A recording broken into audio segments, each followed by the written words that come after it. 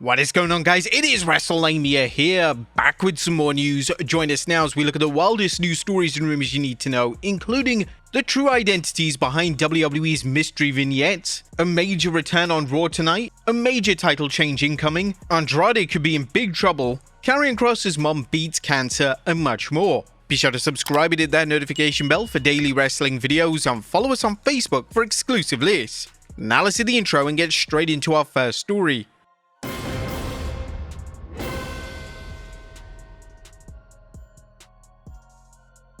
Now, first story looks at the truth behind the identities of WWE's mystery vignettes. Now, our top story today takes a look at the identities of the mystery names in the recent WWE vignettes. All weekend, WWE were teasing the return of a superstar on their various social media platforms. Fans would guess an array of names ranging from Gunther to Chris Jericho, and it also appears that WWE could be teasing multiple returns, as the video seemed to feature different people. Unfortunately, it appears that the teasers aren't for a returning name, as PW Insider Elite reports that the vignettes feature names such as Roman Reigns, Cody Rhodes, and they are promos for WrestleMania 42. WWE has been releasing cryptic Twitter videos over the last day or so, but PWInsiderElite.com has learned that the videos are not previewing a return, as some have assumed. PWInsiderElite.com is told that several major names, including Cody Rhodes, Brock Lesnar, and Roman Reigns, were all at WWE HQ over the last week, filming material. Given what we've heard, my belief is the teasers are likely for WrestleMania 42 promotional material. WrestleVotes would also confirm that the teasers are a part of a WrestleMania 42 promo and is expected to be revealed in full sometime later today. Now, this is extremely disappointing, and if this is indeed the case, then WWE can surely expect significant backlash from fans. Making the video into somewhat of a teaser with no context whatsoever definitely had some fans' hopes up, including ours. But for this just to be some ordinary promotional material, it's just a big disappointment. Next up, a major return on Raw tonight.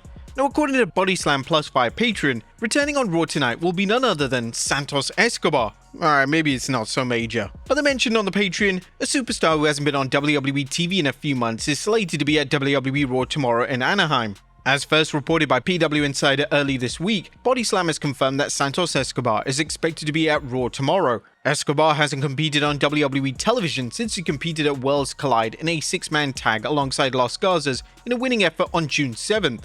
Santos Escobar's contract expired a few weeks ago, and he and WWE ended up coming into an agreement on a new deal.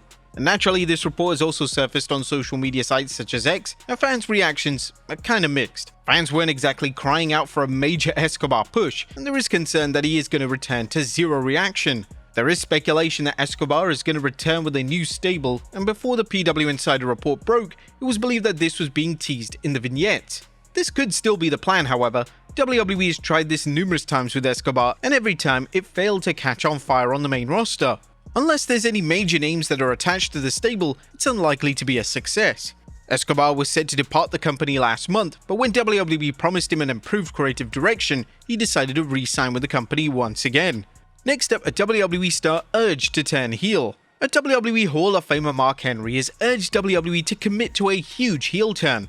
According to Henry, during an appearance on Busted Open Radio, when Bianca Belair returns to WWE television, WWE should have Belair turn heel and join forces with none other than Jade Cargill.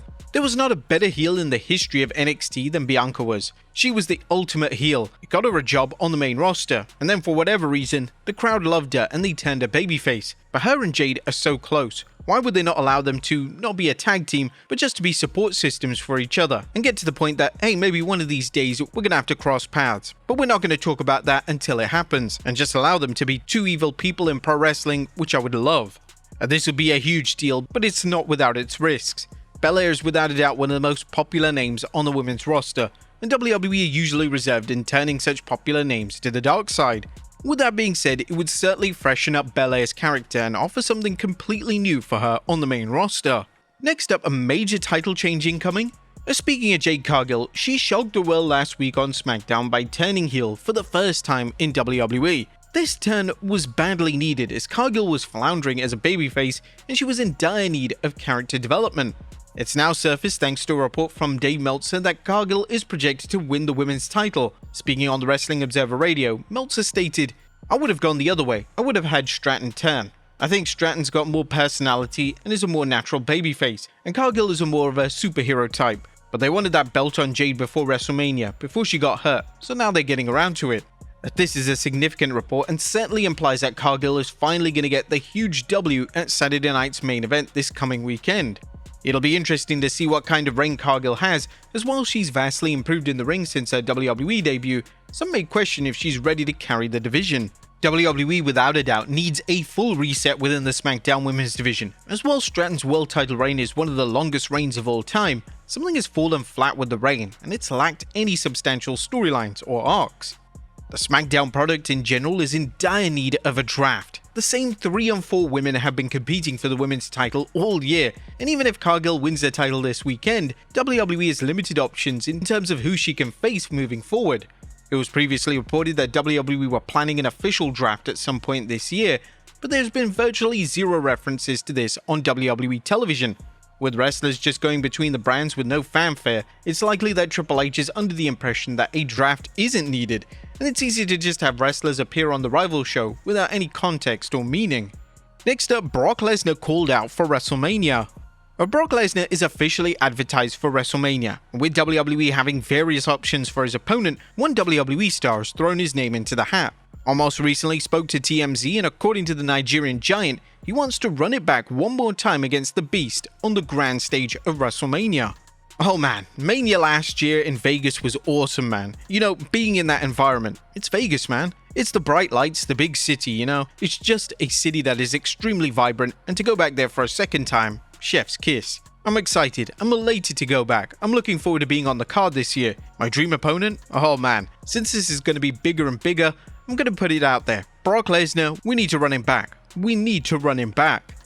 Omos vs Lesnar took place back at WrestleMania 39, and whilst initially fans were critical of the booking move, the match itself was decent and the performance of Omos received praise from fans. Omos is still in a state of limbo in WWE, as he's basically been removed from the main roster and now appears to be exclusively making NXT live appearances. The former tag team champion previously pitched helping Becky Lynch against the Vision, and despite Lynch also supporting this angle on X, it doesn't look like WWE is going to commit to that exciting idea. Next up, Triple H called out. A former WWE champion isn't happy with the way he was booked under Triple H. Speaking to Inside the Ropes, Jinder Mahal stated that under Vince McMahon, he was consistently featured, however, he just never built a personal connection with Triple H. With Vince, yeah, I was used great, and I was used at the bottom a lot of the time, but nonetheless, I was being used. And if you look at it from a perspective of just getting TV time, I always had TV time, especially in that second run. Whether it's WWE Championship or 24/7 champion, it doesn't matter. I was always booked. It's great being paid, but it's a terrible feeling when you're not earning your money. You know, like, hey, this is not going to be forever. Mahal continued by saying, there was a very big difference for me in my personal experience between Vince and Triple H. I just never really built that relationship with Triple H. It could have been one of the reasons because I never really pitched anything. I just kind of said hi and that was it. The game without a doubt never had any mainstream plans for Mahal, and a number of wrestlers have discussed the lack of relationship with Triple H, which sort of makes sense as it's impossible for him to build up a solid rapport with everybody. Next up, Andrade could be in big trouble. Now next story looks at the latest when it comes to Andrade. As we all know, Andrade is in a difficult spot right now as he breached his non-compete with WWE, and this means that legally he isn't able to wrestle for AEW for an entire year. Whilst Andrade is urged to challenge this via respective legal jurisdictions, it's going to be an expensive battle, and one wrestling personality who knows all too well about legal battles has chimed in on the topic. According to Eric Bischoff on his podcast, if Andrade wanted to legally challenge WWE, he would probably win, but he's potentially looking at $250,000 in costs.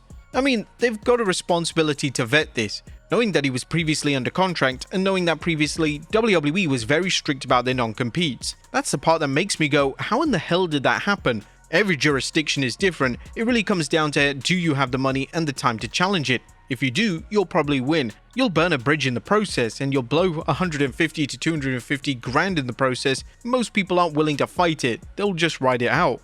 Now, it was reported last week that WWE could use the non-compete breach to bring Andrade back into the fold. This was a baffling revelation as Andrade was released from WWE and he didn't simply walk away. However, it's been theorized that due to Andrade appearing on AEW programming and starting a program with Kenny Omega, he's now a hot commodity, so naturally WWE want him back on the show once again. This is also a confusing move from WWE, as Andrade was reportedly released due to failing numerous wellness policy tests. they'll be sending a rather controversial message if they suddenly forgive these breaches. There are likely to be many more twists and turns with this story as we approach the end of 2025. And finally, Karrion Kross's mom beats cancer. A former WWE star Karrion Kross, formerly known as Killer Kross, joyfully announced on social media yesterday that his mother has been declared cancer-free. In a heartfelt social media post, Kross shared a video showing his mother ringing the survivor's bell, a tradition symbolizing the end of cancer treatment, and wrote, "Mom is officially cancer-free, completed all treatments, greatest day of my life seeing this." This is an absolutely huge W for Karrion Kross and his family, and we're wishing his mother all the best. But there you have it folks, the wildest news stories and rumors you need to know. Be sure to leave your comments down below, and I'll see you next time with some more wrestling content.